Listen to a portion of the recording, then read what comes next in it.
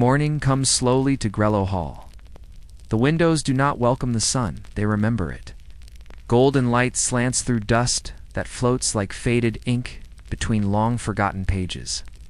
Anwen wakes with a stillness only dreamers know, the kind where sleep lingers on your skin like a silk thread not yet tied off.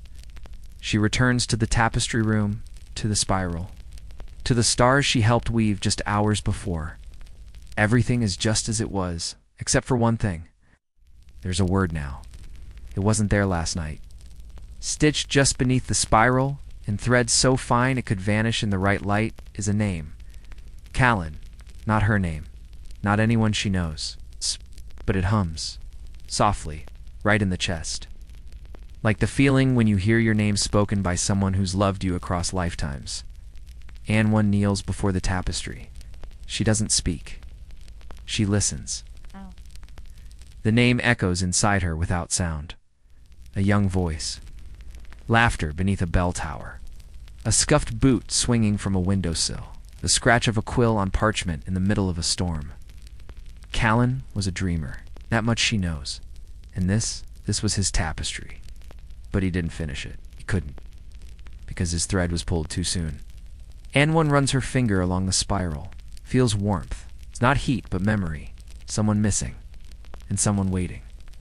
As if part of the dream was never woven, because Callan disappeared before he could finish remembering himself. Anwen does not try to understand. She only honors. She takes her silver needle, selects a thread the color of faded lavender, and begins to mend the edge of the spiral, not to complete it, but to give it room for the story to return, room for Callan to find his way home. As the needle dips, she hums, the same wordless melody the floating needle sang, soft, low, like wind through pine, and the tapestry shivers. Just once, then something strange happens. Eck. The threads near Callan's name shift just slightly. They begin to form shapes, not letters, not pictures, but sounds. She sees them, hears them, a page turning, a breath held, a soft yes spoken in wonder. Callan is not gone. He's waiting to be remembered by someone else. Anwen closes her eyes and sees another needle, held in another hand. Across time, across distance, someone else has begun stitching this same dream. Not in Grello Hall, not in this life, but somewhere, someone, and they're calling his name. The spiral was never just a memory.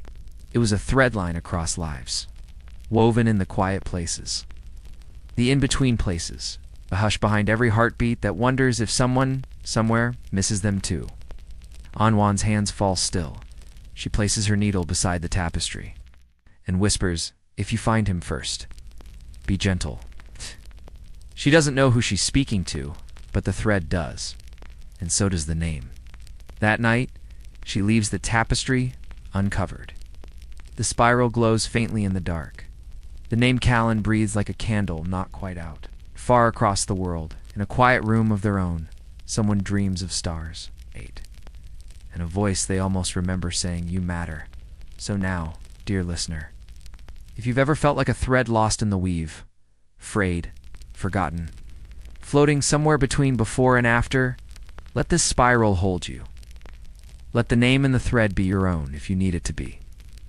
Tonight, someone is remembering you, even now, even here. Sleep softly. The story is waiting. The spiral glows gently through the night. No flame, no magic, just the steady shimmer of something that remembers itself. Anwen wakes at dawn with the feeling she is being watched, not in fear, in longing, died. A quiet, patient presence hovering just beyond the veil of sleep. She dresses slowly, takes no tea, carries her lantern unlit. She knows where she's going. Back to the tapestry room, to the name Callan, to the thread line that still trembles softly as though someone on the other side is tugging, not to call for help, not to escape, to connect. She kneels before the spiral and places both palms flat against the cloth. It's warm, but not with heat. It's with recognition, as though the tapestry itself remembers her hands. It's not just now, but always. Suddenly, a thread moves. Not one of hers, not one of Agnes the Silence. Not from any dream she's known. It comes through the spiral, faint blue, threaded with a single glint of silver, almost humming, and it carries something new. A word not spoken, not stitched. Felt. Listen. Anwen closes her eyes and listens, and hears. A boy laughing under stained glass, a hand tracing the spines of books no one's read in centuries, his footsteps echoing down a stone hallway, where no one else walks anymore, and someone whispering, "You're not the only one. Callan is not in this world, not anymore.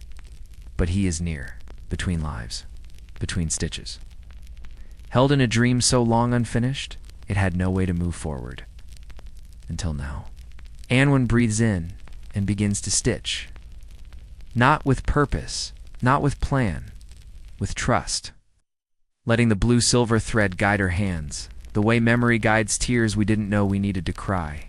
She stitches, a window no longer boarded shut. A candle whose flame leans toward the moon. A name written in snow that doesn't melt. A second name, her own, woven faintly beside Colin's. As the needle moves, the room grows warmer. The spiral pulses. And the line between here and there begins to soften. Then she feels it. Yeah. A second needle, moving beside hers. No hand holds it. No thread visible. But it works in tandem.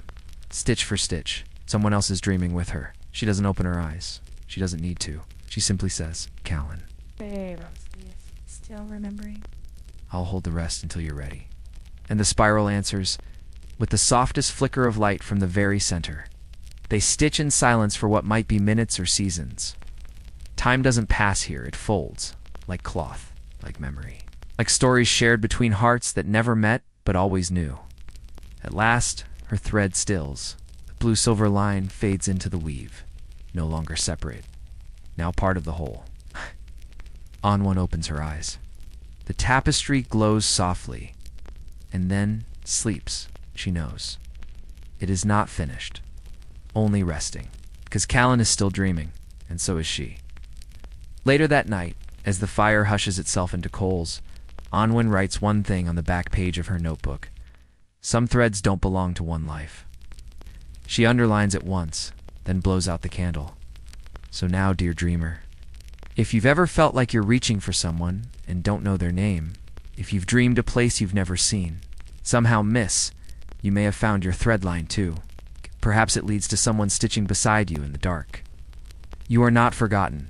You are not alone. You are part of something still being woven. Sleep now. Let the threads do their work.